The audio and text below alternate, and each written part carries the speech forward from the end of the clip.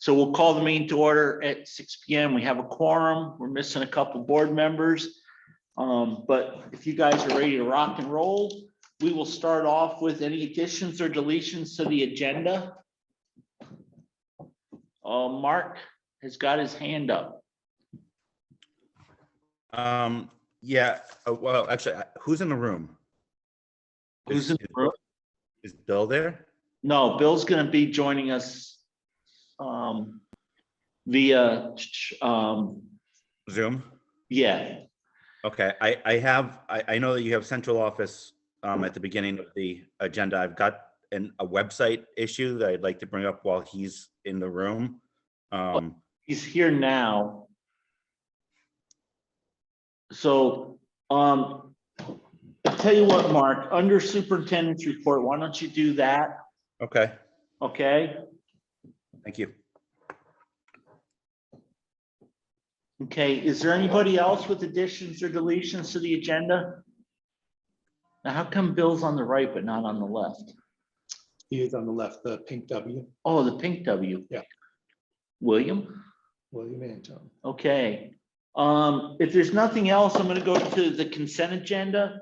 So we have the minutes of the January 24th meeting, and I have been not informed of any of any correspondence. No, Tammy, Bill, no correspondence. Oh, Tammy. Sorry, I'm not sure if it counts as correspondence or not, but there was a press release on the ice shanties that Valerie had forwarded along to me. It was an article in the Brattleboro Reformer. Okay. I don't know if that counts as correspondence. I don't know either. Why don't we let Valerie, I think she's here. We'll let her talk about that under staff, members of the staff. Sounds good. Okay. Bill. Hello. Hi, Peter. There's two minor issues with the minutes of January 24th. Okay. On the agenda, it's 2021, not 2022. The submission date was blank. It should have been January 31st.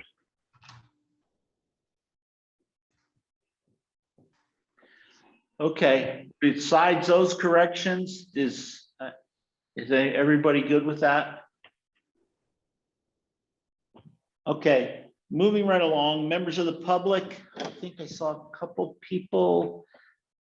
Amelia, Nick. I'm all good, thank you. Okay, Dana. I'm also good, thank you. Thank you.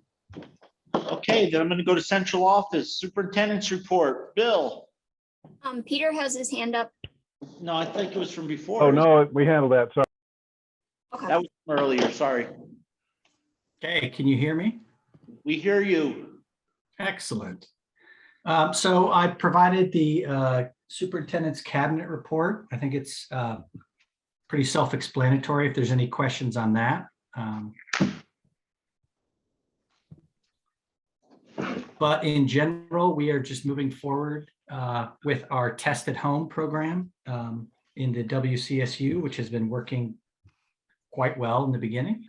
And we will continue that until we receive further guidance from the state as the situation continues to evolve and change. I will compliment the state on getting us all the testing kits that we needed to be able to make sure that this happens. So I very much appreciate there was no lag in having the materials available for testing on.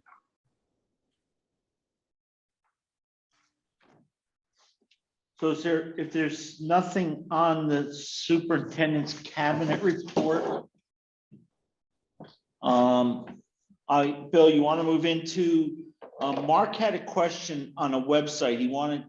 We have website under old business, but Mark had a question, I think, for the SU's office. Sure. Yeah. So I don't want to get too into the website report, but one of the things that we talked about, and there have been a number of emails going back and forth with the developers on, is how to handle board docs. And I know that they're currently handled through the central office and with Meg. So my question basically is,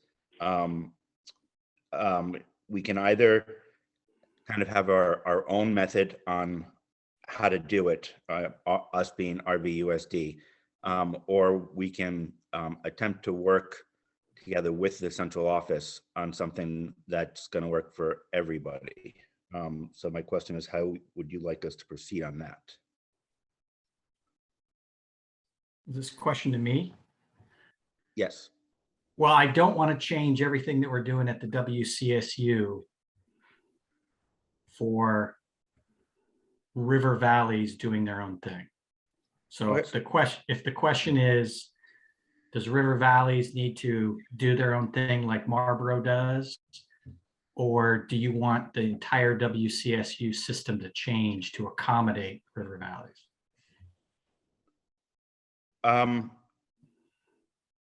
Wouldn't quite go so far as the latter. The question is, do we want to try to work on something that is, because since Meg is doing the actual work, there'll be different procedures and different access and stuff if River Valleys does it all on its I mean, I'm happy to. own. I'm happy to have the conversation, but it took us a while to get to this point where things are running pretty well. So I'm a little hesitant to disrupt that flow, but I'm more than happy to. I mean, I don't know the ins and outs and the details. I leave that to Tech and Meg and Peter. So if you want to discuss that, I can absolutely follow up on that. Okay. And Mark, that may be a good thing for the tech committee to invite Bill to the beginning of one of the tech committee meetings to have that conversation, I think, and then bring it to the full board when you're more, up to speed on what you're doing. You mean the website committee? Yeah, well, Okay. tech website, yeah. That's the group they're working on that stuff I don't understand. All right. Thank you. Okay. Hey, Thanks, Bill. Mark. Yeah, that's good. That's perfect. So I'll move into testimony. So I gave 4 testimony on Thursday, 2.5 hours after I was scheduled in about a 2.5-minute slot. It was very, very weird. I just wanted to update the board. I don't think I did well. Maggie Lentz said I did fine, but we were supposed to talk at like 2 o'clock, and I got on at 4:14. And my other superintendent, who had been contacted a week prior and had 2 pages written, didn't even come because he couldn't make that time. And we followed 2 lengthy testimonies from very articulate and informed people that were very much against waiting. And so it was a challenge to follow them with a stated 4:15 ending. And then when I got on at 4:14, they're like, oh, no, we can go past 4:15. And I'm like, what do you mean? You just made this big deal that 4:15 is when it was going to end. So it was a little discombobulated. I tried to do my best. I tried to make some points, and I just wanted to inform the board that I didn't feel it went that great, but it was a very odd situation. Bill, I agree with Maggie. I think you did just fine. You got your points across, which was the important part. Okay. Well, I appreciate that very much, Mark. So are we all set on the testimony? So just a quick note, I have Laura on, who is unable to unmute. And she just has a few comments here. Would you like me to just raise my hand and pretend I'm Laura and interpret her comments? Yeah, where is she? She's She gone. might have tried to I suggested she try to reconnect because she had a bad connection, but she Okay. says he did fine, Okay. first of all. And then she had a comment about the website, which says, if WCSU is in motion, we are following them. So just Okay. to full disclosure here. I think the website thing decided it's gonna be the committee's Yeah. gonna look at that. That's good. Okay, so Bill, everybody says you did fine. So let's move on to agenda building. So at our bi-weekly executive committee meeting, several of the board chairs mentioned doing exactly what River Valleys has done, which is putting the central office at the beginning of meetings. Sometimes we have competing meetings. Sometimes we have multiple meetings in the week. And so the executive committee just discussed among the board chairs that trying to make that a common practice. And I really appreciate the board chairs having that conversation. It does allow for me and the other people from central office to kind of know when we're going to be on in meetings and kind of plan for that, as well as if there are things that go beyond a report, like what's going to happen tonight, where I have 2 competing meetings, I can get engaged in the conversation and then leave and go to another board meeting without feeling like I am shortchanging the boards. So I just wanted to update all the boards. I'll be updating all the boards that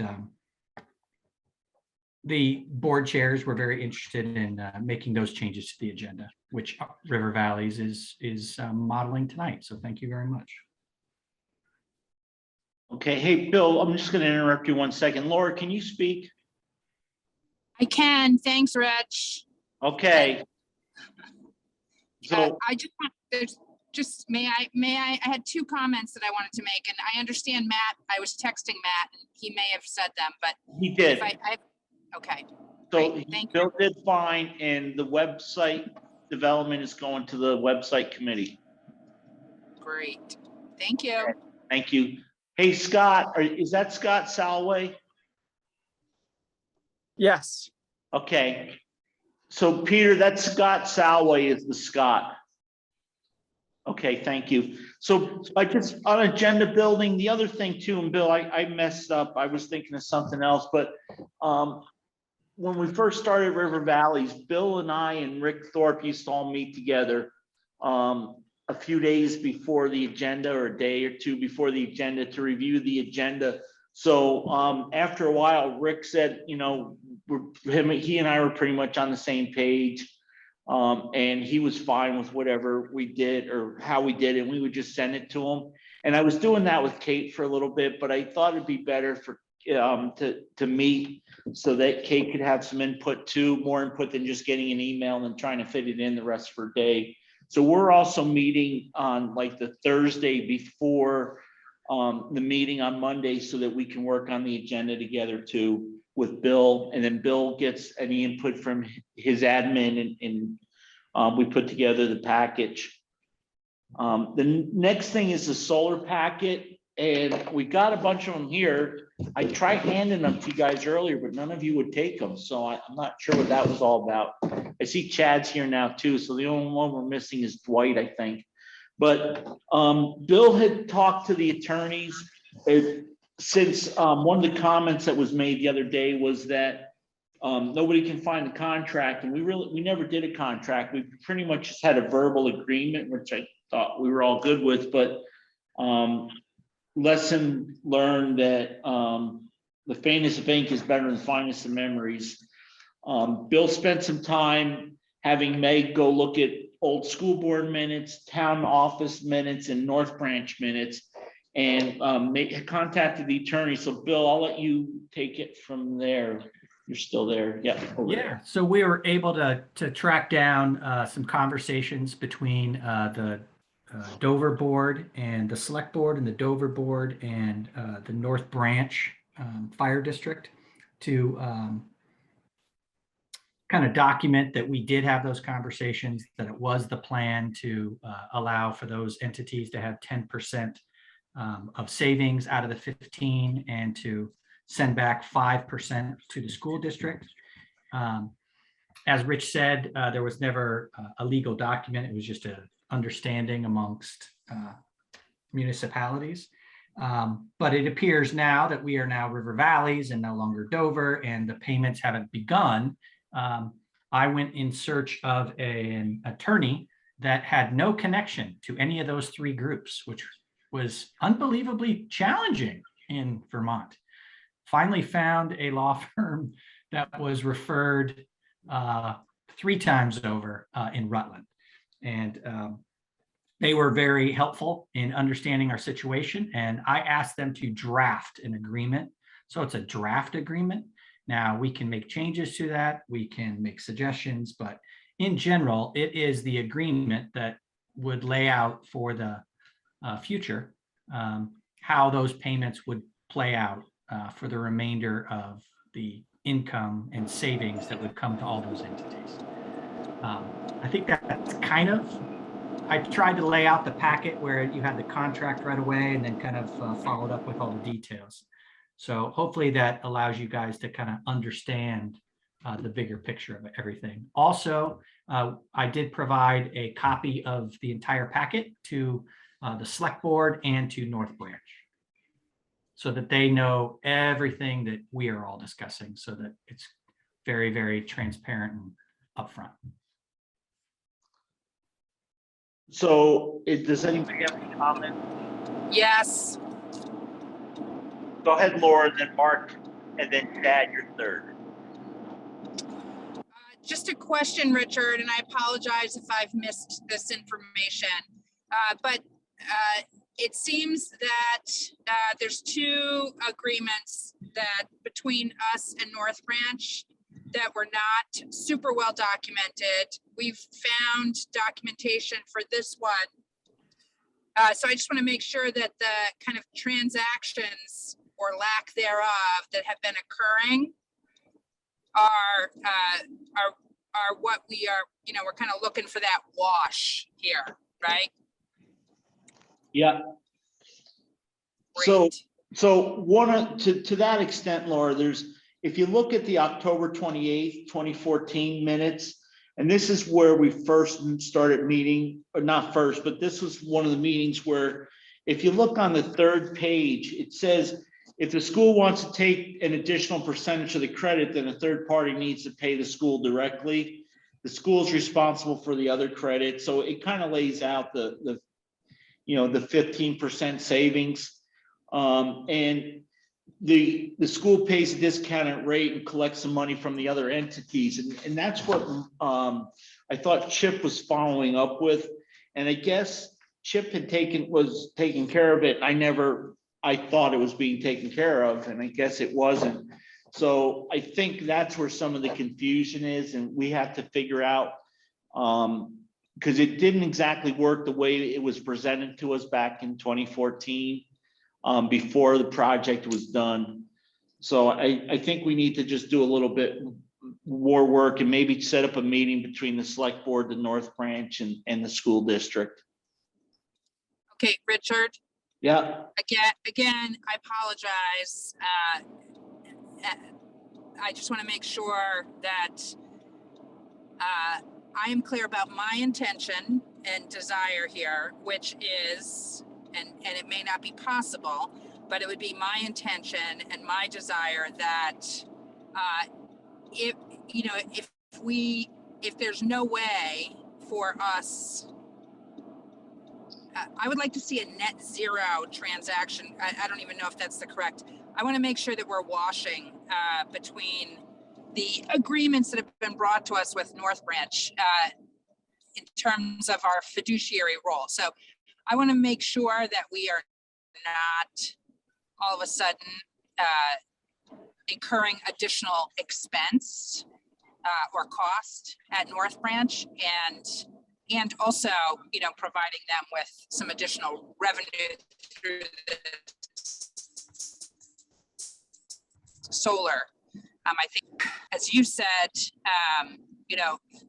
we should have had these things well documented, but I think that everyone was acting in good faith, and I expect that that's still the same, and that everyone is just wanting to make sure that things are well documented, not that there's a change in how monies are being exchanged between the 2 entities. And so if you have a different understanding of what's going on here, that would be good to know. But I'm hoping that it's our goal that, we're not changing the amount of monies that are going back and forth between the school and North Branch. I'm going to mute myself now. Okay, no, and I get that. Mark and then Chad. So I have a whole bunch of questions. Let's start with the paragraph that you were just referring to, Rich, on page 3 of the October 28th. That seems to indicate that a check was coming into the Dover School District. Yeah, so that was our original understanding from that company when they were there, is that what was happening is the school district had the solar array. So whatever was produced, we would get a check from Green Mountain Power, because they were paying us because we're giving them the electricity. And then we would have to collect all the checks and then bill out, send 85% of the amount produced to this company, and then the 15% we got to keep. So then we would have to bill the fire district and the town their 90%. But after we got into the process, and I think some laws or rules changed with the legislature, that it became more of a credit to each individual group versus, so right now, we get a bill for the electric, right? I don't see it. Yeah, well, and this is the thing. Chip was supposed to have set this all up with Patty and then Marco. So I'm not exactly sure how it works, Mark, but basically I think we wind up paying a bill of about 85% of whatever our electric costs are. Okay, so the group net metering agreement, which is about in the middle of the packet, was signed between NextSun and the town of Dover, which would imply that the town of Dover is getting the 15% credits. Right, so everybody's getting the 15% credit, the 3 off takers, the fire district, us, and the town. So each of the 3 are seeing a 5% credit on their monthly bills from Green Mountain Power. 15. Well, if you're all seeing 15 though, that would add up to 45, and then the next son wouldn't be getting the 85%. No, it's everybody gets 15% off of their electric bill, not of everybody's electric bill. Okay, can we get copies of bills? Because this is not working the way my understanding of how net metering credits work in the state. Laura can probably, probably knows this stuff inside and out, but I'd like to see copies of all those bills so we know how things are working.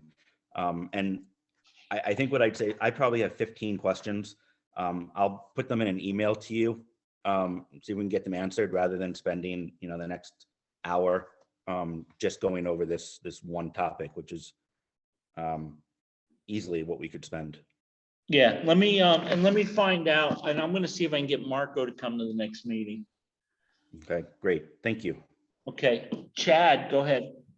So I went through this very, very carefully, and I agree with Mark. There seems to be a lot of inaccuracies and inequities. And real quick, to kind of point out some of the financial elements, there was one bill included in this packet, and that's an invoice to the North Branch Fire District. And I'm just going to draw your attention to the last 3 line items, because we have our net metering savings, the solar incentive savings, and then what we were supposed to pay out in a solar incentive credit, because that's something we were billed for. The savings are less than the cost the credit was billed for. So we actually paid out, or I guess the North Branch Fire District paid out $2,240.27 in order to make a savings of $1,643.59.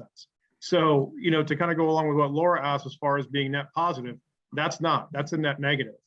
And if the 16.859 cents per kilowatt hour is the 15% discount, by charging us the solar incentive credit to pay back to whomever is producing this, that washes. So we're paying them the 15% credit and we haven't saved a dime. There's a lot of questions I have about this. And again, Mark, you mentioned the agreement seems to be made with the town of Dover.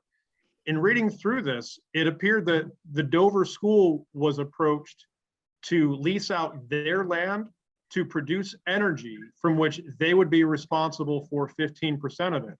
And at some point following the minutes of various organizations, Rich, it was quoted to you that you said that the town of Dover, because they're the quote unquote biggest off-taker, should become first in line on this, basically making the agreement with them. Not to mention, it's not clear what the power producer is actually leasing the land for.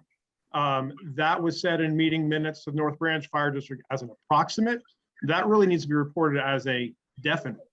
And I think, that's something that we should see monthly. And I don't understand why that dollar figure isn't showing up to us, definitively not to us, to the Dover school, from whoever is now the producer. And I also want to point out too, that it looks like NextSun has assigned their obligations to this Renewable Generation LLC.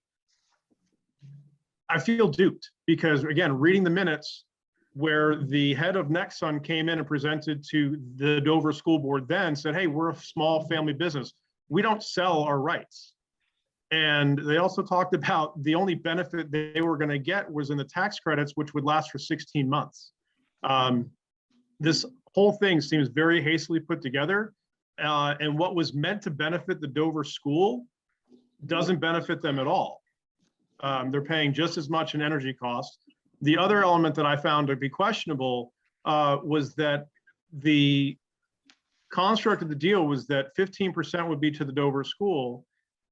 They were the ones that the Dover school would receive a 15% credit, but nobody else would. So the idea that this 15% was going to be whomever was in the net metering agreement doesn't ring true. So there's an awful lot of questions about everything that was presented in this packet. Not to mention that if we're talking about, at one point, it could have been just a simple typo, but the original discussion was about this being a 500 kilowatt AC power producing plant. My research tells me that that produces about 56,000 kilowatt hours. And that with that, the school would be able to use 15% of that 56,000. And I think, looking at, the one set of stats that had the total usage from the Dover school at 169,000 kilowatt hours, there was no need to engage anybody else for net metering because the Dover school would have used the entire 15% allotment. So there's a whole lot of questions in this. I think honestly, and Mark, I agree, we could spend multiple days doing this, but this doesn't seem like it was a well put together, well thought out agreement. And it seems as though honestly, the Dover school has been taken advantage of. I think if it were done right and the school was able to use the entirety of the 15% of 56,000 kilowatt hours, which is about 8,000 kilowatt hours per month, they would be in a much better situation. Plus adding the monthly lease cost that the solar company was providing to the Dover school. And now it seems as though the Dover school is getting less and less. Again, this is a financial and a fiduciary obligation that really could have helped offset, the town school taxes. Just my thought as an outsider. But I think it needs an awful lot of deep diving, frankly. Richard. Yeah, hang on a second. So Chad, I'm not sure. I couldn't figure out are you talking about the invoice to the North Branch Fire District? That's the only invoice that was included in the packet. Okay, well, no, I wasn't sure because I had somewhere some invoices from Green Mountain Power that show the credit. I think we get 12,000 a year in rent. Yes, there is a rental payment that we get every year. It's in the budget, and I forget what that amount is. I think it's like $12,000 or $15,000 a year on rent on the land. And it was there was producing more than what we could use. I think what happened is, and I did talk to Chip about it to try to get where we were at, because again, he handled most of that side of the process, was that we did not use as much as it produced at the Dover school. And actually the fire district uses more electricity than us, but I will find all that. If you put your questions down, your comments down in writing for me so I can put it together, and I'll spend some time. I have a book somewhere. I think I left it up at the school that had all this information in it. And I'm gonna have to just go try to search for that book up there. It may be in one of the file drawers in Matt's office, but when we moved houses, I cleaned a bunch of stuff out, and then I cleaned some more stuff out a few years later and brought it all up to the school. So if you can write that down, Mark, you write down your stuff, and then I will work on this, because I noticed the agreement to the contract it interchanges the town and the school district, and there's some other issues with that. So I will try to make this as clear as mud for the next meeting. Well, Rich, I think the main question to answer that needs to be answered is why the town wound up being the primary. I don't think, the original agreement had zero to do with who was going to be using the most. It was an agreement that was to be made between the producer and the school, that the then Dover School Board was overseeing. And in this draft contract. Chad, at that time, our financials went through the town offices. We didn't go through central office. So that's probably why it went through the town. But again, I can find all that out. Just send me your questions. Okay. Well, I mean, but it's said, are the questions going to become, available to the public? Because looking at this draft contract that you've put, the very top, renewable energy credit payment agreement, 1, 2, 3, 4, fifth paragraph down, whereas under the terms of the GNMA, the town receives 15% of the. Chad, I just said that I think that they've interchanged the town in that agreement. We're not going to sign the agreement tonight. We're not voting on it. It was just to be reviewed and get these questions out.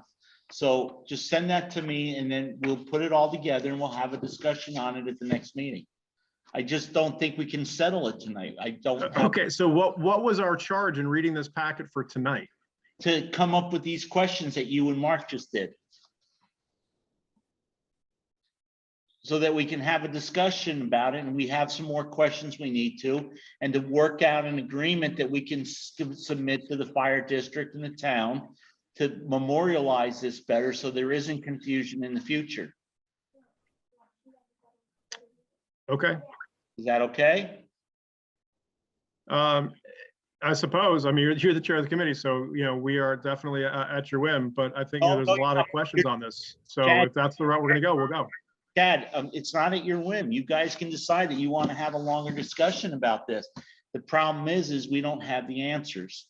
So why don't we get the answers, and then we can have a good discussion instead of just having a discussion that goes nowhere. But it's up to the board. If the board wants to continue the discussion and wants you to ask all your questions, we can do that, but we're not going to have answers for it.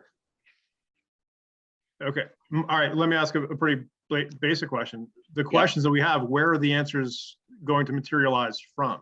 I'm not sure. I don't know what all your questions are. I'm going to try to get the bills. I know that somewhere we have the how much we get in rent, because we get that check every year. We've been getting it since whenever the field went in.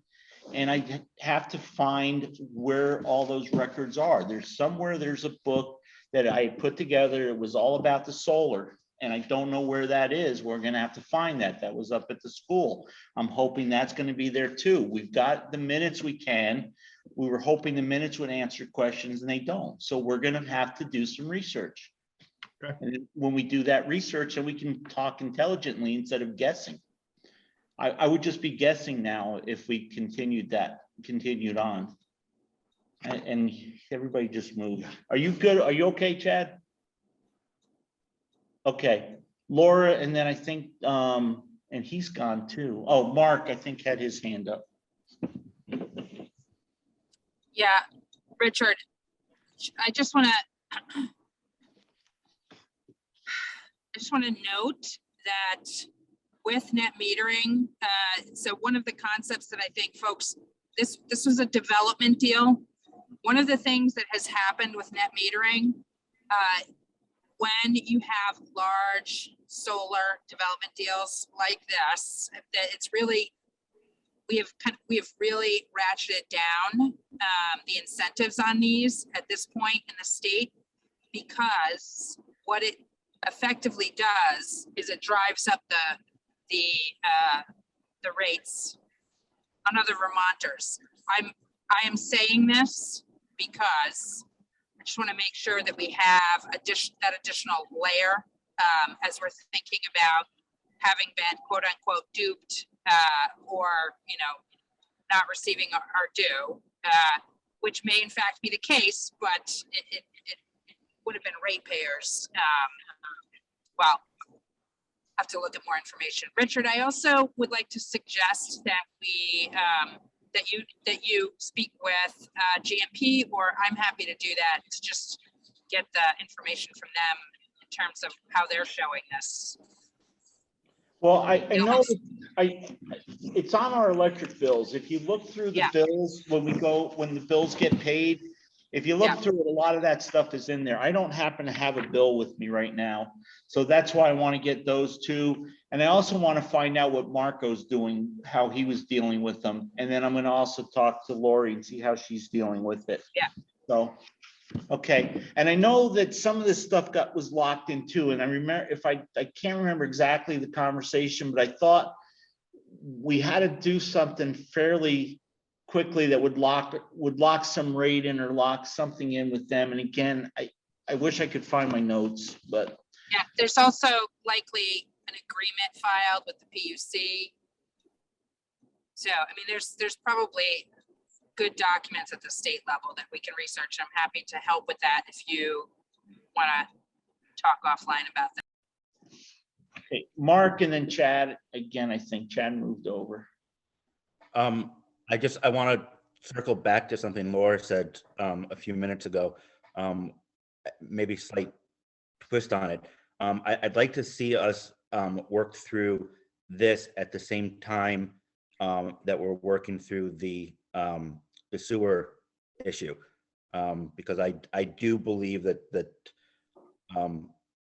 well, I've gone through the law, and I think there are things that can be done that we were told could not be done. So I want to have a larger conversation about all of this when we do. Okay, I think, Mark, I don't know. I think that should be a separate conversation because we have no control over whether or not we pay a sewer bill. If the sewer district bills us, we have to pay it. We can't say we're not paying it.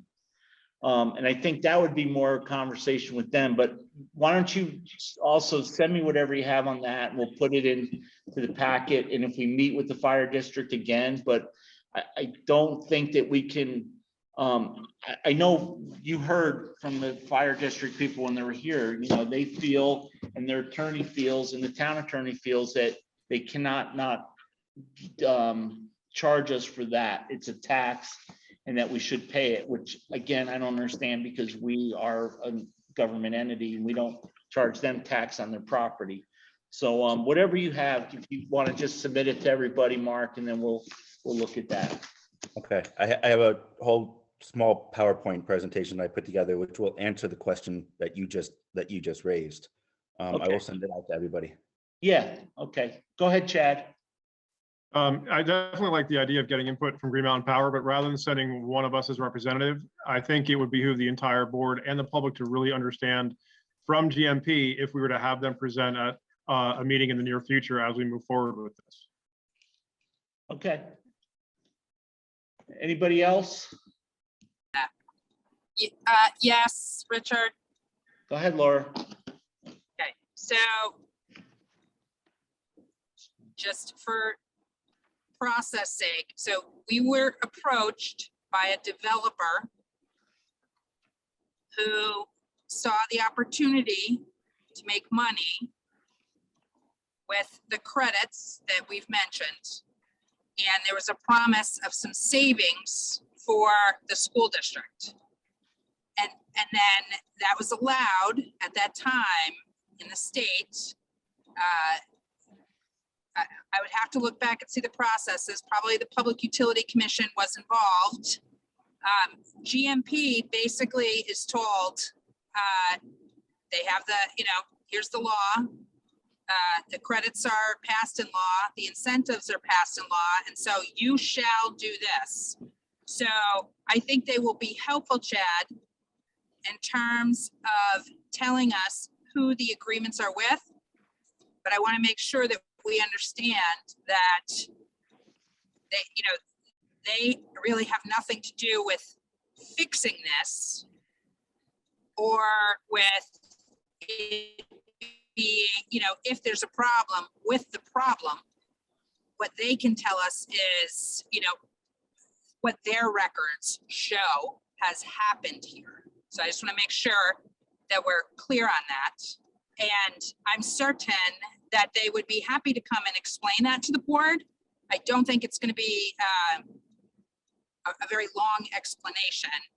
It's the type of thing that the chair could probably bring as research, like a half a page of information. But, if the board feels like they really want to dig in, I think they would be a good resource. I think we pretty much beat this horse unless somebody else wants to give it one more shot. Everybody? I think this poor thing is dead. No, I mean, I don't think it's dead. I just think we need, I don't have answers and I wasn't prepared for that. So I'm sorry about that. IntraSU choice update, Bill. So in our process, we went around and talked with all the individual boards about their interest in this process. We went and talked to the WCSU 3 times. And then I was directed to reach out to our attorney to work with the AOE about how to craft an agreement. And the initial conversation between the AOE and our attorney was that it may be possible, as they had indicated 15 months ago, but the challenge could be with ADM crossing districts while you're providing education outside of the district, versus in special education, you can count an ADM student who is receiving services outside of your district. That could be a challenge.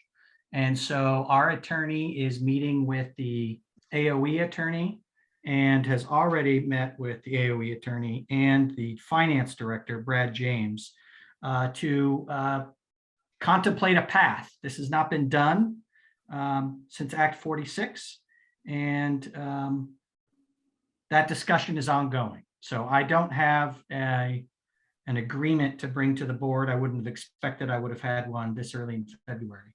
But those conversations are continuing. It's not a no, it's not a yes. It's we got to dig into the multiple levels of statutes that may have been altered during Act 46, interpreted differently during Act 46, and seeing what path exists. So I will update the board again on the 28th of February, and I'm going to update all the boards this month. But as of right now, that we are having, our attorney is having discussions with the finance people in the AOE and the legal people in the AOE to see if we can craft a path. Go ahead, Mark. Bill, just a quick question, so I make sure I understand what you just said. Are you basically saying that it is possible that the ADM is going to have to follow the student? What they're saying is that going from one district to another district, being a member of the SU is kind of irregardless. And you can't count the ADM in a district if you're not providing the services for the student of which you're counting them as an ADM.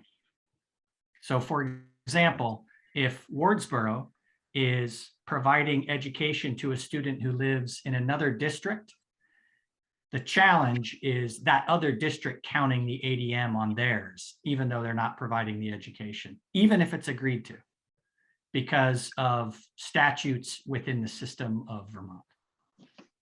Okay, thank you. That clarifies it for me. You bet. I also believe, Mark, if it winds up being that it's anything other than what we kind of had thought was gonna happen, then it's gonna have to go back to everybody. It's gonna have to go back to the individual boards and also to the WCSU. Again, you know, there's different ways to, we presented it a certain way, and if it's not gonna be exactly that way, then we need to just let everybody know, and then people can make that decision based on that new information, if that makes sense. Is there any other questions, comments on the IntraSU choice? So Bill, it's gonna be really tight to be able to do it for this year, isn't it? I think that it's going to be tough to, I mean, I could get a call tomorrow that says, yeah, the way you guys have planned it, you know, fits within these 3 statutes and you're okay. But I could also hear, well, it's going to be a little bit more challenging than you all had anticipated. And then therefore I will let you know that it's not going to happen. We would plan to do it in April. So I will let you know absolutely a month before. We'll know by the end of this month what the path is. Okay, is everybody good? Anybody else? Okay. Board reapportionment after census discussion and possible action. So 2 months ago, we met with Chris Leopold, our attorney, who gave us some different paths. If we choose to just reapportion based on the census, the board can just do that and we can make a motion and enact that. If we decide to, if we want to take a different path, then we do have to change our articles of agreement.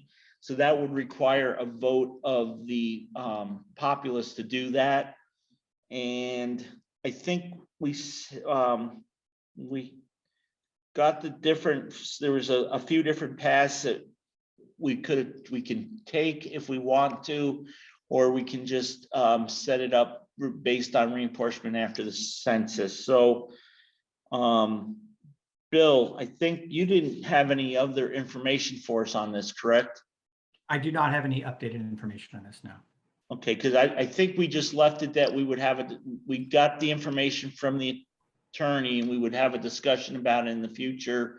And I think Bill couldn't make, I forget why we put it off, but it's there. So is there any discussion on that, and how would you guys all like to proceed? How would the board like to proceed? Go ahead, Mark. So I still have some questions.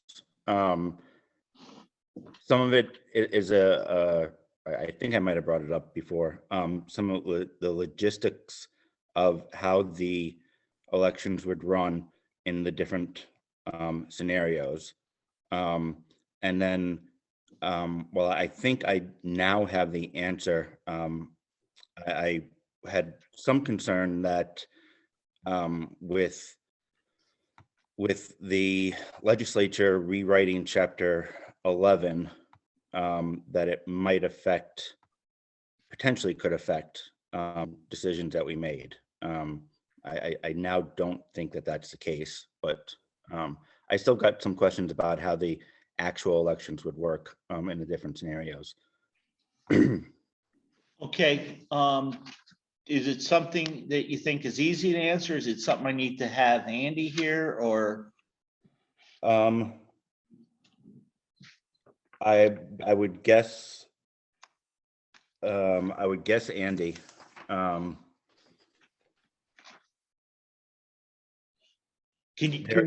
There are some, I had, hold on a second. I had sent an email a while ago.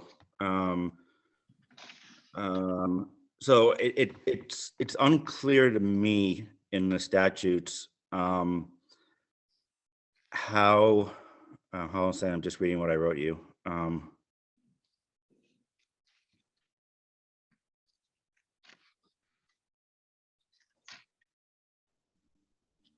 So in the statute, it seems to be that the elections would run,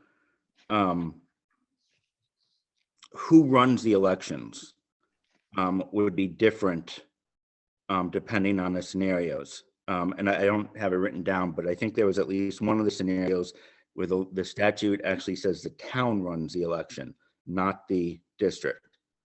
And I think that's being rewritten in the new chapter 11, which is still being worked on. I don't feel like we have all the information that we need yet. So, To move Mark, forward. just so you know, we're gonna move forward no matter what is happening, because just because they're working on something doesn't mean it's gonna pass. And I'm aware of that. right, but- so we'll just move forward however the board wants to move forward. And then if the law changes, then a lot of times you'll be grandfathered. And if you're not grandfathered and we have to do something different, then we would have to do something different anyways. So even if we, no matter what we do, I think as a board, we should probably just continue to move forward. And then if the playing field changes, which it's gonna change, every year when the legislature's in session. I don't know if we want to wait to see what happens, but it's not up to me. That's up to the board. So It's the other way around. One of the scenarios requires the town to run the elections, not the districts currently. I was saying that I believe that's changed in a rewrite. But if we were to proceed down that path, and I don't have my notes on which one it was, that would be something that we'd have to figure out how to do. So if we need to have Andy back, that's fine. okay, but so I guess my thought is if the board wants to just reapportion based on the census, then we can just do that. It doesn't matter. I mean, we have the right to do that. Nothing changes except the makeup of the board. If we want to do one of the other scenarios, we're gonna just present it to the voters. The voters will decide. So until the voters decide, that won't happen. And if you remember when we talked with Andy last time, the earliest he felt we could do that and get that warning, get that out, would be probably the primary election in August, September, or the general election in November. So I'm not sure if that really makes a difference now, but again, it's up to the board to decide. So I'll just say, I think it's how we would do the election to make the change that's different based on the scenarios. okay. But I'm gonna go ahead and make a motion that we follow the Articles of Agreement and reapportion based on census. Okay, so Mark made a motion. Peter, did you get that? Okay, is there a second to that motion?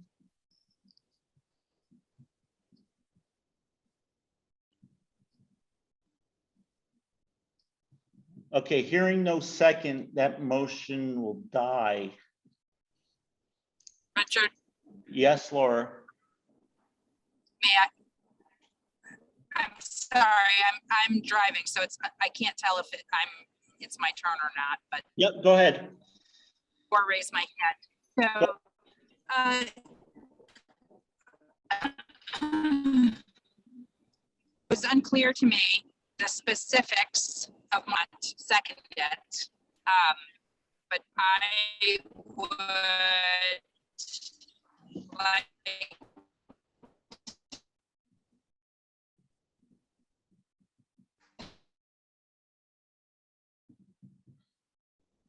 Laura, we're not getting anything from you. Hello? Okay, I'm gonna move on, and if Laura gets back into service, we can go back in. Kate, do you have your hand up? Okay, Yeah, so after all the discussions that we've had on this matter and such too, I think it would be really good for our board to, enter into the spirit of collaboration for our community. And I think, I would really like to make a motion to ask the attorney to move the ask the attorney for language for an equal number of board members from each community that would be voted on by both communities. So I don't remember the exact scenario, but something of that nature. And that way it could be a collaborative evolution of the River Valley's Unified School District with equal representation for both towns. So that's the one where both towns vote, but the reps come from each town. Yep, so it would be an equal number of board members from each town, but both towns would vote for each seat, regardless of town. It's called modified at large. Modified at large, okay. Okay, so your motion, Peter, did you get her motion? Kate, can you reread your motion? Or Pete, read what you have. We'll make sure it's what Kate wanted. To ask the attorney for language for an equal number of board members from each community voted on by both communities. Kate, are you okay with using the name Mark gave it? I believe, yes. And I'll just say And that was, that name came from AOE, not from me. oh, that's at large, what? Modified at large, Mark just called it. Got it, thanks. but that didn't come from the attorney? I don't remember if he used that term or not. Okay, does everybody understand the motion? Okay, so Peter, you're good with it. Kate, you're good with it. I need a second on the motion. Seconded. Okay, Chad seconds it. So Kate, you got. Richard, Yeah, Laura. when it's time, I'm sorry, Richard, can you tell me what the motion is on the floor? I've just rejoined. Okay, Peter, can you read it again, please? Ms. Rideout moved to ask the attorney for language for an equal number of board members from each community voted on by both communities, parens modified at large. Thank you. And Kate made the motion, Chad seconded it. Kate, you get first dibs at discussion. I pretty much included it in the motion, but to me, the success of this district is going to be with both towns staying collaborative and staying with equal voices. I know there were a lot of options on the table, and whether it was weighted voting and things like that, or Dover had 4 seats and Wardsboro had 2. But I think for us to be a successful unified district, I think we really need to make sure that both towns have really good representation. And I think being accountable to both, like a board member being accountable to both communities is a beautiful thing. So I think that would give us the structure that we would need to move forward and to, give credit to the census, but also, move forward in a really collaborative manner to do well by the school, both schools. Okay, Chad, you seconded the motion, so. Yeah, I seconded Kate's motion because I think the language from the attorney to support the modified, Mark, give it to me again, modified Modified at large model. modified at-large bid requires us understanding how we bring, again, we have six members, 3 from each town currently. It sounds like that's what we want to stay. How do we bring 3 candidates from each town forward to be voted on by both communities at large? So how do we actually get to that point? And I think that's really important to hear from you.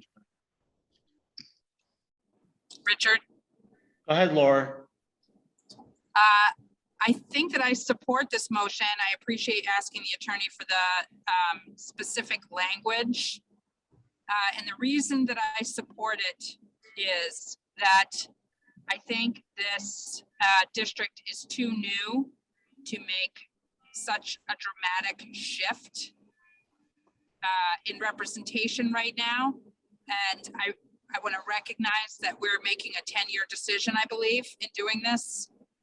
But I'm okay with that, given the newness of this, what I consider to be working pretty well. agreement between the two towns. Okay, hey Chad, I need to, Mark, if you can indulge me in 1 second, I'll get to you next. Chad, I kind of missed the end of what you were saying, so can you just say that again? Sure. So with the modified at large, what we are doing is bringing 3 candidates from Wardsboro, 3 candidates from Dover, and that, or more. I mean, it could be more. And then having both communities vote on 3 from each town. That was the premise of the modified at large. Right, but Right. no, each, you would still have terms, so you wouldn't be having 3 and 3 all at one shot. Right. Okay, so the number of candidate, so it'll be what for each voting year would be one person from each town, correct? Right, and then both towns get to vote on that. And then the next year, it's a 3-year position. So unless, like, you'll have to run, if your position wasn't up, you would have to run because you were appointed. So there may be 2, or like, let's say the whole board resigns and we appoint 5 people resign, we appoint 5 new people, they would all have to run the following year. Right. So understanding how, for the next term that's being voted upon in that voting year, how those candidates get before both towns, right? So, essentially the question becomes, is there sort of a primary? Again, with my appointment, there were 3 folks that put their hat in the ring. So if that's the case for this upcoming year where we are voting on my term as it is, does each town decide to bring that forward to be voted on by the full town and the Dover community as well? Do you follow? No, so how that works, Chad, is that if you want to run, we will have to decide, and we'll have to put that into our articles of agreement, or it'll be decided beforehand how they're voted. So because I think both towns are voting, we're not going to be able to have like we do now, where the Dover person is voted on by Australian ballot and the Wardsboro person is voted on from the floor at town meeting. So Sure. So like we do now is we elect a moderator, a treasurer, and a clerk, and we do that at the annual meeting, at the annual school district meeting. So somebody nominates a person, and then there's other nominations, and then you get to vote. If there's no other nomination, just one, that person gets it. I would imagine, because we're going to involve 2 towns, we can either do it at the annual meeting where we have an election from the floor, or we can decide that the person is elected at town meeting by ballot, and then that person would have to fill out a petition, and then their name would appear on the ballot, and then you would vote that way.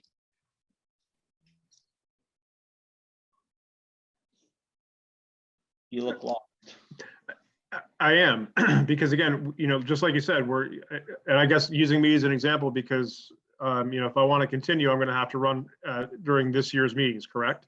Right, this year's meeting be elected by Wardsboro. So slow down. So let's just say that, as we had multiple interests for the open board seat vacated by Rick, that the other 2 folks, let's just say Megan and Aaron, decide that they would still be interested in doing this. How is it that the town of Wardsboro brings their selection to be voted on by the town and by the town of Dover? Do you follow what I'm asking? The town doesn't make a selection on who gets to run. You're comparing apples and oranges, okay? So if 3 people want to run, they will be in front of both towns in this modified system. Yes. Okay, cool. They would be voted. So you were appointed, okay? So we asked if anybody was interested. So the appointment's different because the board just decides that. Right, I understand that. Right, in an election, everybody has to decide. So the town of Wardsboro doesn't say this is who we're putting up. The person says, I'm from Wardsboro, I want the Wardsboro position. I'm going to put myself forward, either by asking somebody to nominate me if we do it at the annual meeting, and then there'll be a vote, or if we decide to vote by ballot, by Australian ballot, you'll have to fill out a petition, get enough signatures, submit that to the clerk, and then your name would be on the ballot. And okay. Vote, there'll be from Wardsboro, school board member for a 3-year term, and there'll be a list of people, and you check off who you want. So there also needs to be language for that, because that individual, so essentially to the citizens of Wardsboro and Dover, you will pick one selection from each town in this voting year. Correct. There'll be, Yeah, So so the that's some of the language that I think needs to be clarified. right, well, no, we will have to talk with the attorney and decide how we want to do the selection. We originally, it was supposed to be voted on by Australian ballot in each town. We changed it because Wardsboro, that wasn't how Wardsboro usually ran their elections. They voted from the floor and they wanted to do that. So we actually did the research and found out we could do that, that we didn't all have to vote the same way because it was specific to that town. Now that it's going to be the district wide, then we're going to have to decide if we vote from the floor like we do for our moderator and for the clerk and for the treasurer, or if we want to do it by ballot. So the first step is, if we want to do this process, then how do we arrive at that? And that's what we'll ask the attorney for their thoughts. Right, okay. Okay, Laura, go ahead. Thanks, Richard. Do we need to decide in this motion, do we also need to include the language about the manner of the vote? I think this motion right now is saying, we're asking the attorney to come back and tell us how to warn this. So yes, I think we do. I think we do have to also decide if it's Australian or if it's ballot or from the floor, right? I don't believe so, because when we changed the way we voted, the board presented that at an annual meeting and that was voted on differently. So we'll find out from the attorney which is the best way. I think what we're doing now is we're in this motion, we're sending forward that this is the path we would like to go. How we get there, we're not sure, and the attorney's going to tell us that. Great. I'm good. Okay. Is there any more discussion on the motion? Mark, let me just wait and see if there's anybody else. Oh, you didn't speak. I'm sorry. Go ahead. So I cannot support this. This is the one model that I cannot support because it's thumbing its nose at the census. And whether you like it or not, those are the census numbers that we have for the next 10 years. The Equal Protection Clause of the 14th Amendment guarantees proportional representation. And this is just, it flies in the face of democracy. Okay, Laura, I'm gonna just make sure there's nobody else. Is there anybody else? Okay, we're on round 2. Go ahead, Laura. Maybe not. Laura, hello? She's unmuted. So, okay, I don't think we're gonna hear. Yes, Richard, I absolutely will refuse. Can you hear me? Yeah, we hear you. Okay, Richard, I believe that the information that we got from the attorney helped us to understand how the vote for one person, one vote is protected in the various models, including the model that is put forward. And so, or that this motion reflects. So I would ask my good friend Mark to maybe have an offline conversation with an attorney, another attorney, but I think it's clear to me from the advice that we got from our attorney that this does respect one person, one vote. I think it would be unethical for us to recommend something that did not. So I think that we're good, and I want us to be, all of us, to be very, very careful in this age where folks are feeling, pretty amped up about protecting voting rights, about the language that we use and the facts that we're putting on the table. And I think we have from our attorney been given several options that fulfill the one person, one vote requirement, constitutional requirement that we are obligated to uphold. Thanks, Richard. Okay, just so everybody knows, Mark, give me 1 second to go off cue here. We had an alarm going off, so that's why we're running around a little bit. We were confused why it was going off. It's a good thing we have the fire chief here. Yeah, it wasn't anything important. So Mark, go ahead. Thank you, Laura. So I do not believe that this satisfies the one person, one vote standard. And I have spoken to a number of constitutional legal experts in that, well, they work in Washington on that. Whether or not it would stand up to a Supreme Court decision is a different story. I do not believe it does. And I was not taking a legal standpoint when I said that. I was taking a standpoint from my personal opinion. Okay, thank you, Mark. Is there any other discussion?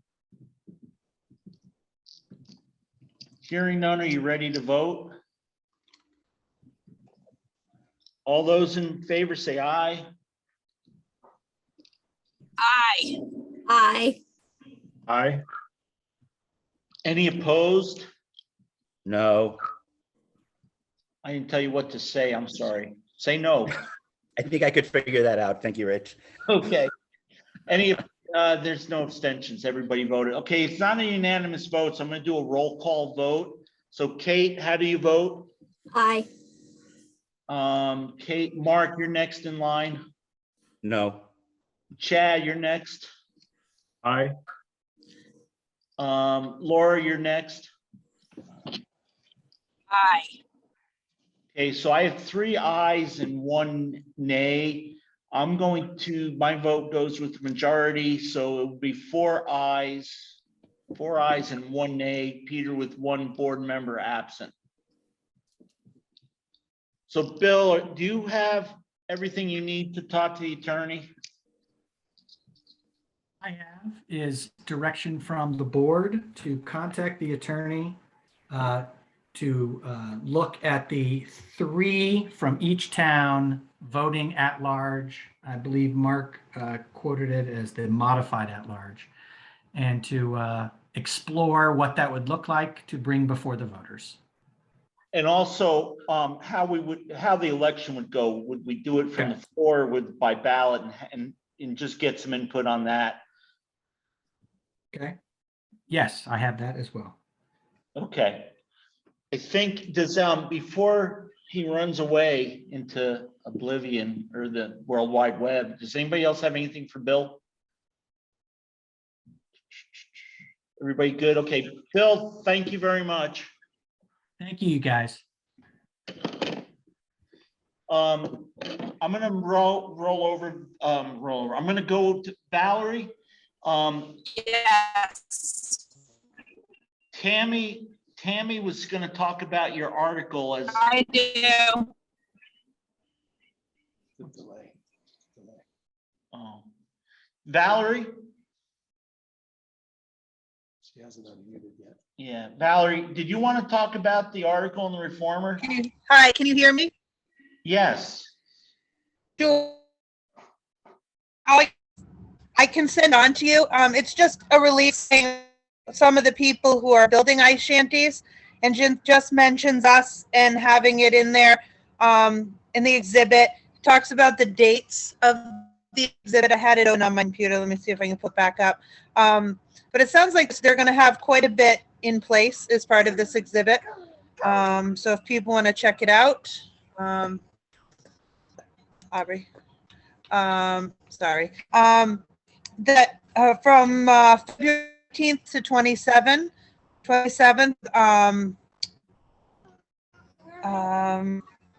they're going to do different awards. There's a whole bunch of different exhibitors, some working with Abenaki. So it's just kind of a neat some just said that third and fourth elementary school animals and winter. Okay, students have learned about animals' winter survival.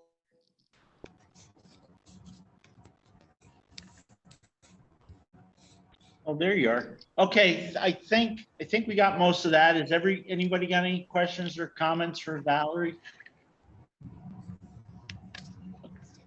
Thank you, Valerie. Thank you.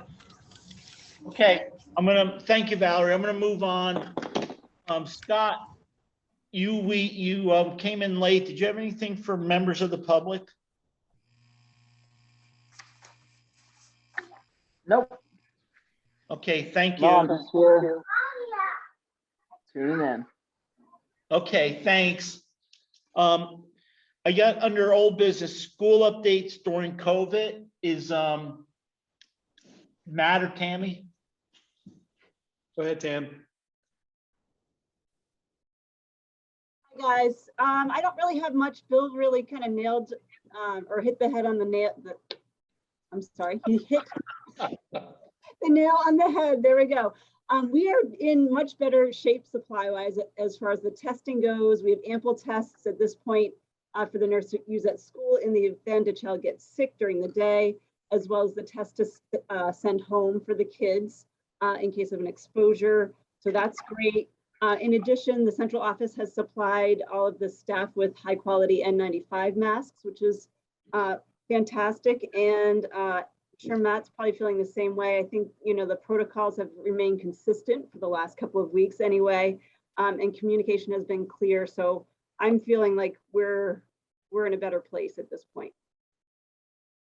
Thank you, Tammy. Matt, you all set? Yeah, I would echo Tammy, and can't say enough. When I first saw the guidance about test at home, Laura had asked me about it, and I said, geez, I think we're going to need more tests. It reminded me of the guy from Jaws who said, I think you're going to need a bigger boat.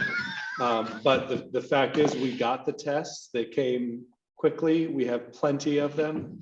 We are dishing them out on a reduced rate because the number of cases is dropping, at least from what we can see. So it's all looking pretty good. Parents seem happy. Parents are doing a fantastic job keeping their kids home when they're sick, getting them tested, and really just. So thank you. Who said thank you? Me, it was like an echo. It was an echo. Okay. I just moved over so the poor camera guy can get us both and he doesn't have to keep moving the camera around as much and making you guys seasick back there. Any questions on the COVID update? Richard, Go ahead, Laura. no questions. Just wanting to say, again, for the record, Matt and Tammy, thank you so much to you and your staff for hanging in there and persisting and doing such a good job for our families and our students. Very much. Well, we don't know what that was going to be very much. Something. Okay. You guys all set? We'll move forward. Okay. Website committee update. Chad, Mark, and Matt are three of the members that are here tonight. What do you guys got to offer? Well, we've had 2 meetings since we last met with you. The committee got together and kind of reviewed the charge, went through the materials, the proposal, and then we met with the vendor. We had a great meeting with the vendor and laid out a bunch of to-do items. Mark mentioned about the board document management. That's one of our to-do items. So I think the ball is rolling. I do have a question which I'll follow up with Bill on about whether or not he got an update on the invoice. So we're still waiting, I think, for an updated invoice with the amount on the contract. Other than that, the vendor, I think, I don't want to speak for Chad and Mark and Tammy, but I'm enthusiastic about the vendor. They seem like they'll be very responsive. They'll be attentive to our needs while staying focused on the scope of the proposal that they've made, which looks pretty good. Chad, Mark, you guys want to jump in on it? Hey, I just want to apologize, Tammy. I'm sorry. I forgot you were on the committee and you moved on me. So just don't move anymore. Mark, Chad, or Tammy, go ahead. I was just gonna say the vendor has hit the floor running with this. There've been a number of email with different topics going back and forth, so they are already working hard. Chad? Yeah, I feel very confident in meeting with them. Their professionalism and knowledge is really going to help us achieve the end result that we're looking for.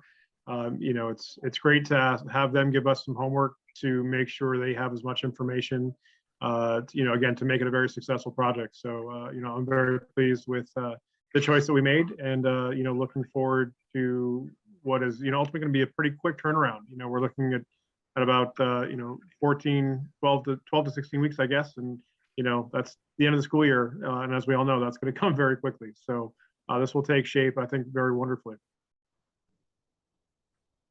Tammy? Just really, I appreciate being at the, I think You muted yourself. whoops, sorry about that. Just appreciate having a spot at the table and listening. I probably have the least amount of knowledge as far as website design goes, but I'm really excited about the project and I'm happy to be there. Tammy, if you want, I'll volunteer to go to the meeting so that you can, say, well, he's the one that knows the least. That's okay. Okay, well, I just didn't want you to feel bad, so. I don't feel bad. Okay, and plus that might gives Mark and Chad somebody else to pick on more. If there's nothing else, no other questions for the committee, go ahead, Mark. I just wanted to say, excuse me, our meetings are recorded, and we had sent out a link. I know I lose track of time, a month ago, weeks ago, I don't know, whenever it was. But it's committee-video.rvusd.net. Anybody who really wants to, have a riveting show to watch while they're going to sleep. Can't be any worse than this show tonight, Mark, or any of our school board shows, could it? Worse, no. Okay. Our cameraman makes us look good, but other than that, I don't know.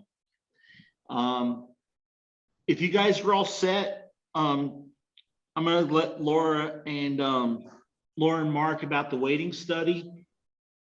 You guys wanna, we have it on there. I don't mean that we have to have something, but I just thought it was good to keep under old business. I know the Senate, they sent a bunch of letters out to senators or a bunch of emails.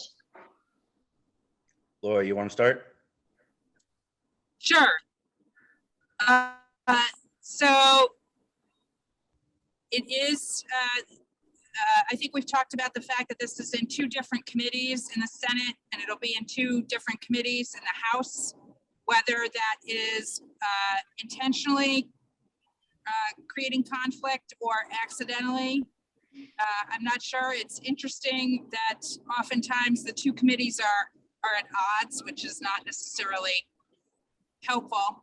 Both pieces could have moved at the same time, but this is what we've seen since the inception of Act 60 and 68 is, this lack of connection to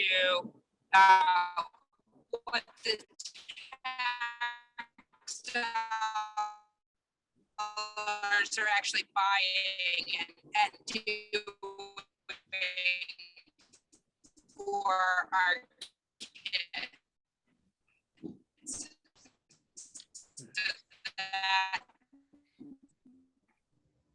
That continues. The two committees, Senate Education is looking at the ELL issue.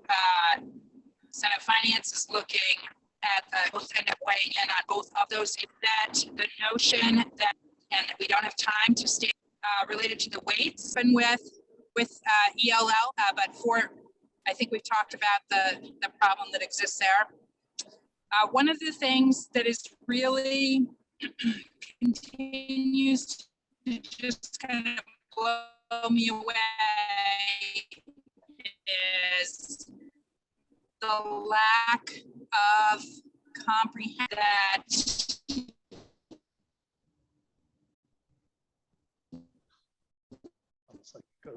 Yeah, I think she's gone.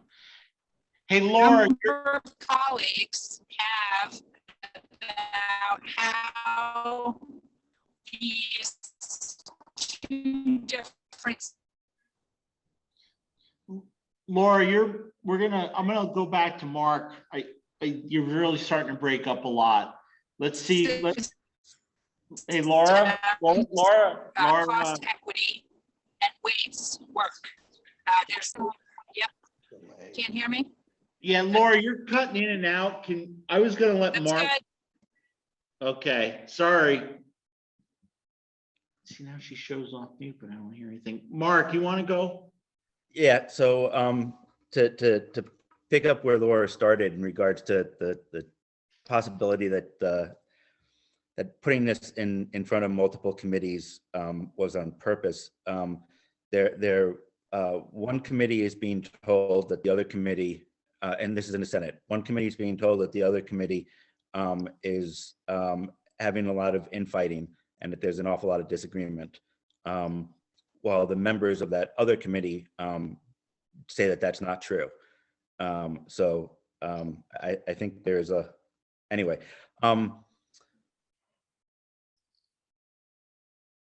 I testify on Thursday. Right before I testify, I testify at Senate Finance. Right before I testify, Senate Finance is going to get their first view of a bill. We don't yet know. I don't know what's in it yet. We haven't received a copy of it, but they are starting. They are starting to move on that. Senate Education is not taking this issue up as of now this week at all. So next week, I imagine they will make a recommendation to Senate Finance as to whether to make ELL a weight or a grant. And yeah, there will be requests going out for people to write letters to legislators. So everyone keep your eye on your emails for those. Rich, can you hear me? Yeah, Laura, go ahead. So I would say that the major stakeholder groups are all in agreement that we should be correcting the weights this year. There is a tremendous amount of agreement by stakeholders that ELL should be weighted, perhaps having an additional grant for low incident districts that have English language learners. And so the question continues to be, what is the problem that this small group of folks who are really insistent on doing something else, what is the problem that they are trying to solve? And so what we hear is accountability. And we continue to hear accountability for districts that have higher need or increased cost, rural districts, sparsity, poor districts, ELL districts. We continue not to hear about increased accountability for all. We continue not to hear an acknowledgement about the harm that has happened to communities and students over 20 years. And that is something that I feel is really imperative for the legislature to acknowledge and that we have not seen. And in fact, what we are seeing is a small group pushing back on those of us who are really, pushing the line, saying that things are getting nasty. And those of us who have been fighting this for 20 years and have been stiff-armed and told that we didn't understand and that we were not doing it right, or that we didn't, we were in it for the wrong reasons, or we weren't thinking about the kids, of which there are quite a few of us who are really pushing hard and, being told, oh, this is nasty, because we want an acknowledgement. The acknowledgement's important, because if we don't acknowledge that something was wrong from the get-go, we're not really fixing it. They're using this sense of, well, it's just kind of gradually fallen out of alignment. And, so now we have to fix the whole thing. That's actually not what has happened. It's actually not what has happened. It's been incorrect since the get-go. So I would just say that to the extent that our district is weighing in, and our district has been weighing in quite a bit and doing so well, making sure that you're clear with your terminology and when you're speaking with folks, it's really important. Don't presume that everyone understands how this is working. Okay, thank you, Laura. Rich? Go ahead, Mark. Three quick things. One, I agree with what Laura just said, 100%. Words matter. Two, and I lose track of time. It was either last week or the week before. There was a resolution that came on the House floor thanking board members for school board members. It was School Board Appreciation Month. January was. And when the resolution was read on the floor, Laura made an impassioned speech afterwards, which if you haven't heard, I can give you a link for. I thought she did an unbelievably excellent job. Third, one of the issues that is currently being pushed is a theory that, and it's incorrect, but a theory that when you use the most recent ELL weight, which was derived from a October 28th memo from Professor Colby, that you are canceling out other weights. And a chart was produced which showed that only 7 districts in the entire state would have an increase in taxing capacity if all weights, including the ELL weight, were implemented. That chart was misrepresented for what it meant, that it wasn't 7 districts in the entire state. It was comparing ELL as a weight to ELL as a grant to ELL as a weight. So if you make the move from grant to weight, there are 7 districts that would see an increase in their taxing capacity. We are still looking, rough numbers, because AOE hasn't given us final numbers yet, but we are still looking at roughly 50% of the districts getting an increase in taxing capacity and 50% losing some taxing capacity if all the weights are implemented. It's probably a little bit higher in gaining, but I don't have the exact numbers, so I'll leave it at 50%. So to Laura's comment about words matter, when this chart was presented to all 3 committees, and includes Ways and Means in the House that are working on it, their assumption of what it meant was not corrected, and was allowed to stand even though the words that were used were incorrect. So I just wanted to kind of share that with everybody. Okay, thank you, Mark. Is anybody else, any questions, comments? Mark and Laura, I know you're working very hard on that. Mark, I know you're not up under the Golden Dome, but thank you. It's been really good having you follow up on that too, and you're doing a great job on that. So thank you, both of you. I'm going to jump to annual meeting. So last meeting, we decided we're going to not push to have the meeting in the end of March when we had decided last year. I did talk to Andy, the town of Dover, and Mark, you may remember this. I don't, they're doing their meeting on a Tuesday in May. And we thought maybe we could piggyback with them like we did with Wardsboro last year, because that worked really well in Wardsboro. The problem is a Tuesday that isn't town meeting day with the day off, I think will be really difficult for us to get people. And we wouldn't really be able to do it at 7 o'clock that night, because Andy will have votes to count. And, you know, as the election official, he wouldn't be able to be paying attention to our meeting if we did that. So I asked him, well, I asked him if he could or how that would work, and he didn't feel comfortable doing that. He thought another night at like a 7 o'clock meeting may work.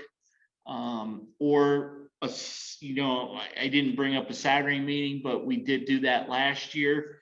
So what I was hoping to be able to do tonight was just formalize a vote that we're not going to have our meeting when it was regularly scheduled. And that I would ask Andy to come to our next meeting and we can actually work on a date. That way he can bring his calendar. I know Bill's going to be there and he can bring his calendar and we can have our calendar. We can all figure out a date that will work, possibly sometime in May, whether we want to have an evening meeting or a Saturday meeting. And I would just ask that everybody kind of check their schedules too, so that we can come up. I'm going to reach out to Dr. Backus as our moderator and see if he can attend also and put that together if that's okay with the board. Mark. One comment and one motion. I've heard that Dr. Backus is not going to run for moderator in Wardsboro again. So we may want to see whether he does not want to run for River Valleys again. And second, I will move that River Valleys postpone our annual meeting to a date to be determined. Okay, Mark, can I just, before I move on your motion forward, Dr. Backus remember when we elect from the floor, we elect till June 30th. So Dr. Backus would be the moderator, even if he chose not to run, the new person doesn't take office till July 1st. But yes, he did do that in Wardsboro. He told them it was his last year. And I believe he mentioned that at our annual meeting too, but I'm not sure, maybe Kate or Laura will remember. Mark made a motion to postpone the meeting. Peter, are you okay with his motion? Thumbs up. Do I have a second to Mark's motion? I'll second Mark's motion. Okay, Kate seconds the motion. Discussion, Mark, I don't know, do you have anything else you'd like to add? I made the motion because you asked for one essentially. So no, I don't have it. Mark, I need $1 million. Kate, any comments? I'll write you a check. Thank you. No, just that, yeah, I think it's a good idea to work with Andy and the calendars and just kind of everybody bring the calendar to the table in the next, if we're going to do it the next meeting or the meeting after when Bill's back, but. No, Bill will be at the next meeting, Oh, okay. the 28th, and Tammy and Matt won't be. Okay, so if there's no other discussion, Chad, you good? Laura, I don't know if you're gonna be able to say anything. Good. Okay, then if there's no discussion from anybody else, all those in favor signify so by saying aye. Aye. Aye. It appears to be a unanimous decision. It is a unanimous decision. So I'll get everybody lined up for next meeting and we'll do that in the beginning of the meeting with the superintendent. So that concludes old business. In new business, we had two things. Principals report. Matt and Tammy, do you have anything to throw out there? Are you guys good? We're gonna make Matt go first, Tammy, though, because he always does that to you. So normally we do our written principles report in the second meeting. Right. So nothing since the last meeting. Okay. Tammy, you good also? I do want to share a couple of things. Go ahead. One is we had our first winter walk to school last Wednesday. It was winter walk to school week or day, sorry. And all of the kids and several family members joined us at the library and walked up along Main Street and down through the forest to school, and were welcomed by a warm cup of hot cocoa at the end. So it was a nice way to be able to incorporate families in the COVID world, because we've definitely, been struggling in that area. I would say, family involvement has been difficult, and I think it was a really great way to get them involved. Cool. And the second thing? I just wanted to update you that we have 3 more winter sports afternoons. The teachers and I have used the time to plan for math curriculum, analyzing winter benchmark assessment data. We did a SU-wide MTSS presentation, and we plan to use the next 3 days for some SBAC prep, more math planning, and STEAM planning as well. So we are utilizing the time, and I think the teachers really appreciate it. I really appreciate the extra time. So just wanted to give you an update as far as that goes. Okay, thank you, Tammy. Are there any questions for our administrators, building administrators? Everybody looks good. Oh, go ahead, Kate. Sorry. I have a quick comment that the winter walk to school was a lot of fun. I was able to participate, and I've also been doing the winter sports, and that's also been a really great program for the kids. So both of those were awesome. When is Thursday? Thursday in Dover, Tuesday in Wardsboro. So did you go last Thursday? We did not go last Thursday. Last Thursday Yeah, was a mess. Terrible weather. Yeah. So we have 2 more this week and next week. Okay. If there's nothing else, the last thing is, so we talked about the 28th of February to have a meeting. Unfortunately, Tammy and Matt are not going to make it, but Bill will be there for the beginning of the meeting. And, you know, as long as we need him, so we will have on the agenda. There will be some recommendations for salary increases, and there will also be a, we'll talk about the annual meeting and try to get those dates. So, and then March 7th would be our regular meeting, and I don't think we will have any other, it's always just the January, February holidays, I think, affect the first and third Mondays, so we should be good after that. Mark, you're always up on the calendar. Is there anything else we're gonna wind up getting hit with? I have not looked past tomorrow, so I can't tell you. Well, then how did you know it was okay to meet on the 28th?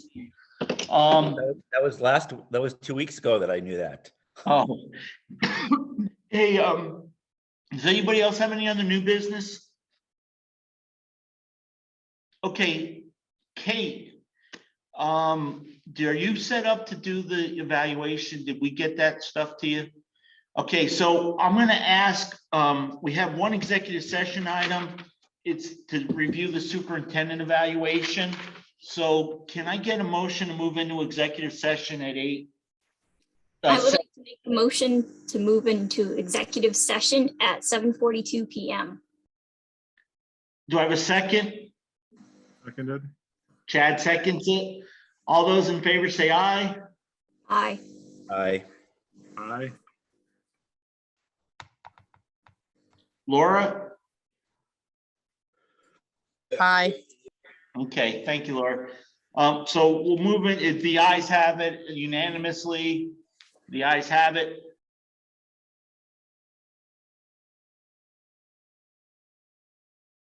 Okay, so anyways, we're all set. We got our next 2 meetings scheduled.